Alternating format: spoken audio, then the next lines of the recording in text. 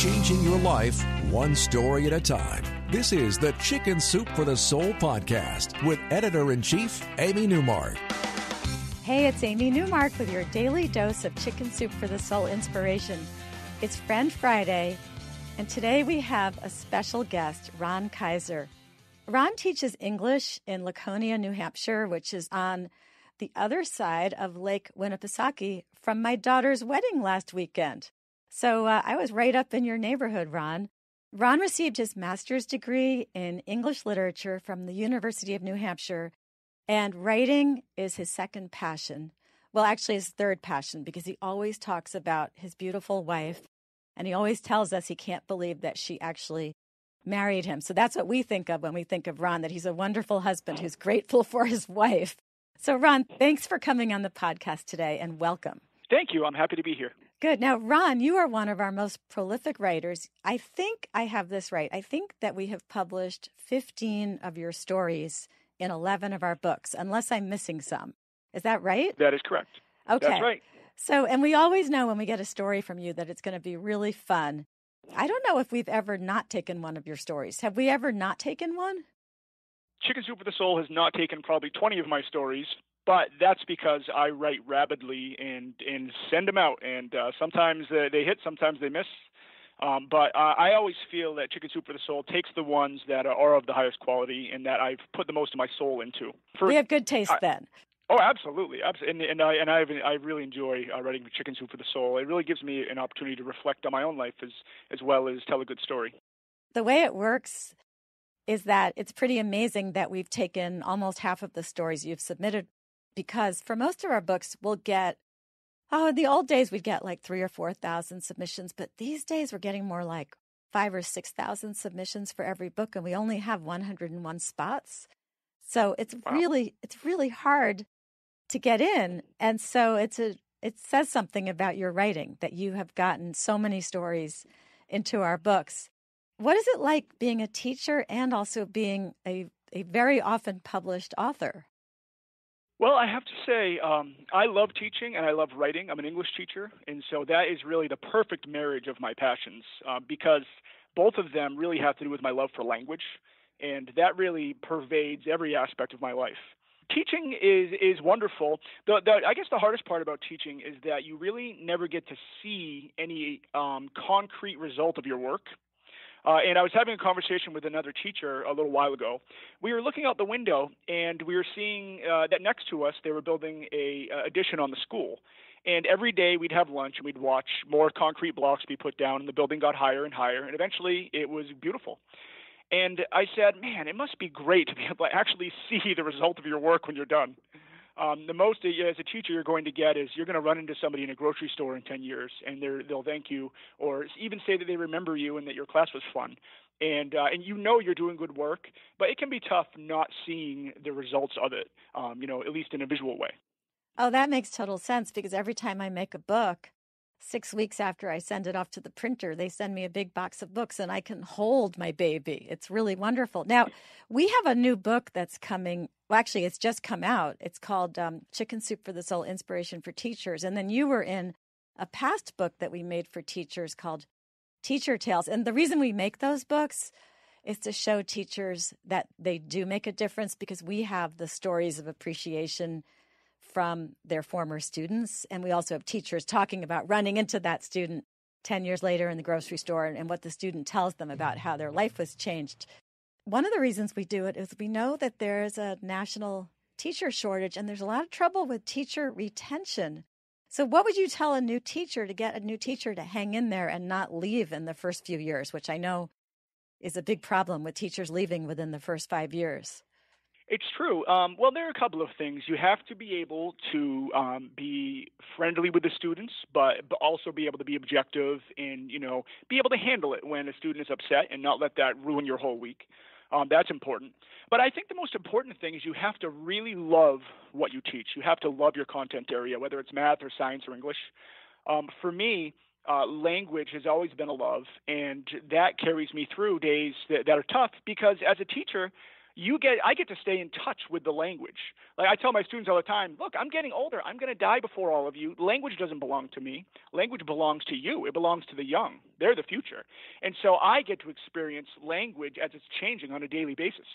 For example, the other day, a student said, Mr. Kaiser, that test was beast last week. And I said, wait a minute, you mean it was a beast? And they said, no, it was beast. And I was shocked. I said, beast is an adjective? Oh, and my they goodness. said, yeah, I guess it is.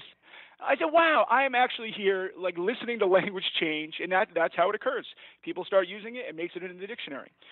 So it's exciting for me to be able to, get in touch with the kids and see language changing. And that's always been a joy of mine as an English teacher. It's been fun to hear, what the young people have to say. Yeah, recently, all of a sudden, I'm seeing this term hot mess in stories submitted by people. Yes. I'm like, what is hot mess? I'd never heard of this. And all of a sudden, I'm seeing it. Have you been hearing that term? Oh, yes. A hot mess is somebody who's, I think they're sort of exciting and they have a lot going on. Their life's full of drama. I've heard, or I'll hear kids throw on the term lit is really current now. They'll say, Mr. Kaiser, my essay is lit. And I'll say, oh my gosh, put it out. Like, no, lit actually means cool or good. And I can't even keep up with all the changes. Yeah. And, sometimes, though, those changes in language really bother me. There's a word that is such a good word and has such a specific meaning, and it's used wrong all the time, especially by lawyers. And that's the word presently, which means in the near future. It's not the equivalent of currently. It drives me crazy because presently is such a good word. I didn't even know that distinction, so I've got to remember that myself, and I'm an English teacher. But, because so many people are using presently as the equivalent of currently now, the dictionaries are starting to allow it, and it just makes me sad because what a cool, precise word. When you say to somebody, I'll be there presently, you mean I'll be there in the very near future. But if presently starts to mean currently, we've now lost a very useful word. And I've had lawyers send me documents to sign. Like I remember when I was on Wall Street, I had to sign something saying I didn't have any inside information about a particular stock. And the lawyer sent it to me and it said, I don't presently have inside information on this stock. And I rejected it and I sent it back to her. I said, I can't sign something saying that I don't have inside information on a stock in the near future because the near future hasn't occurred at this time. So I can't sign this document. You have to change it to currently. I think she thought I was an ogre, but I wanted to be precise. You've got to hold the line. I think language is important. And also, I've got a wonderful son named William who's 6. And children are another great way to hear language being used in a different way. For example, a little while ago, my son is staring at my cat who's on the dresser, and the cat had his eyes closed, looked like he was meditating, he was probably sleeping. And my son said, Daddy, I think our cat is trying to believe himself. And I thought for a minute, what? Oh my gosh, maybe you're right. I don't know what cats think about, but just his experiments with language, especially of children, is just always a matter of interest for me because some of the things they say are so funny. Yeah, like when you tell them to behave and they say, I am having. I haven't heard that. I'll tell you, I know that you were recently in New Hampshire and Wolfbar, your daughter's wedding, and you might have encountered some. They definitely have some different language around here. I have some relatives from up north, around the 74th parallel or so in New Hampshire, around Ossipee. The language starts to change. And my relatives, I used to think they were lumberjacks, and I'd say, oh, so how's it being a lumberjack? And they'll always correct my language up there into their version of it. They'll say, I'm not a lumberjack, I'm a woodcutter. I'll say, oh, okay. And they'll use words, for instance, like my cousin told me he got in a fight a little while ago on the side of the road, and I couldn't believe this. And I said, well, what happened? Did you punch him? And he said, no, I barn-doored him. And I said, what? Barn door? Yeah, he said he reached back from the graveyard and he barn-doored somebody. And I was thinking, barn door's a verb? Like, when did that? Oh, like a barn door slamming shut. And I was astounded. Funny. I've never had my language corrected as much as when I'm up north and they're putting it into their version of things. Yeah, my daughter has a little cabin up in Bethlehem, which is about an hour south of Canada. And yes, sir. Yeah, it's definitely different up there. Although the most, I guess my strongest impression of what it's like up there is those black flies. Unfortunately, it takes That's a true. month. We are known for that. It takes a month to recover from those black fly bites in northern New Hampshire. So you have Oh, a it's really true. cool story that I loved. It actually occurred in Vermont, not New Hampshire, but I laughed out loud reading this story. And it was actually in one of our books for teachers. It was Chicken Soup for the Soul, Teacher Tales. And it's about a field trip you went on. Can you tell us that story? Absolutely. This was my first teaching job, and I finished the season at this place, but I did not go back. There's this really, really strange day where, there was a young girl who had gotten injured and her jaw was wired shut. And I was asked to bring her on a field trip to a local animal preserve, like a wildlife center in Vermont in the Green Mountains. And so I agreed. I had resisted at first, and I asked the principal, maybe this girl should stay back. I'm afraid she'll get injured. And they said, no, she'll be fine. So we took her, and I'm standing in there and this is a school for kids who had a rough time of things, for sure. And most of the kids didn't trust the adults very much because their life experiences were tough. And this girl didn't know me and didn't trust me. And I was inside one of the animal exhibits and just looking around at the kids to make sure they were safe. And I heard a loud knock, and then I heard her scream. And I turned around, and the girl was holding her head, but she was bleeding from her mouth. And so I was telling her, okay, you need to come with me. We need to bring you somewhere to a hospital or to the first aid station. But she was shaking her head. And so I decided, I was 25, and I was afraid she was going to, choke on her blood. So I had to pick her up and run with her through this place. And I had blood on my shirt, and there were staff trying to stop me, people telling me they looked like I basically was trying to steal her to them, probably. Our school didn't have a uniform. So I run all the way through the place, and I put her in the van, and I'm saying, it's okay, we're going to get you there, it's okay. But she wouldn't calm down. She was screaming. Luckily, another little boy who was at the school said, hey, I want to come with. And I said, fine, I just need to get her there. And so we get in, I get her buckled in the back, but she's still, flailing around and screaming. And this little angel said, hey, put on some hip-hop music. And so I did as we're driving, and she instantly stopped screaming and started bopping around. And I thought, thank God for this kind child who wanted to come with. I have no idea why. So I arrive at the dentist's office with her, and they're going to, hopefully fix her teeth and her palate, which was torn or broken. And the dentist was closed. So I'm waiting there. I'd made a phone call. So another van was going to come pick her up and bring her to Boston Children's Hospital. And as I'm standing there in the parking lot, I turned the music up, and I let the kids dance because it was keeping her calm.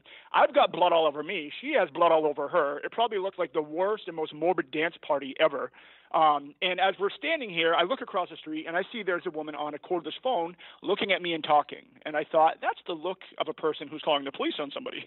And so the police showed up, and there were several police cars, a couple of Vermont state troopers who basically made a ring around us without saying anything and slowly started walking toward us. And I yelled to them, how you doing? And they said, hey, can you get out your ID, please, and put your hands where we can see them? And I said, okay. So I gave them my ID. They came in, and they said, oh, so what are you doing here? In a pretty accusatory tone. And I said, well, I'm with this certain school. And they said, oh, really? That doesn't sound like a real school. They made phone calls, and sure enough, it was. And they thought that I was a pedophile that was trying to lure kids in and possibly beat them up, I guess, using hip-hop music in a parking lot. And so that is when I knew that was probably my last, my last season at that job. Well, it made for a great Chicken Soup for the Soul story in our teacher book. So I loved it. I'm so glad you told it to us today. We're going to wrap up now, and I want to thank you so much for joining us today. It's been a pleasure having you on the podcast. Well, thank you, and I love Chicken Soup for the Soul, and I'm happy and proud to be part of what you were doing, which is helping to, revitalize people's lives by having so many good messages and heartwarming stories in your books. Well, thank you, and thanks everyone for listening to the Chicken Soup for the Soul podcast today. I'm Amy Newmark. If you want to read one of our inspiring books for teachers or pick up a gift for a teacher, we have two. The new one that's in stores right now, Chicken Soup for the Soul, Inspiration for Teachers, and the one that Ron's story is in, which is available from Barnes & Noble and Amazon, Chicken Soup for the Soul, Teacher Tales. Come back Monday for more about teachers. I'm going to share a story and a poem from our new book about inspiring teachers, and they're all about the passion and purpose of teachers and how being a teacher is really a calling.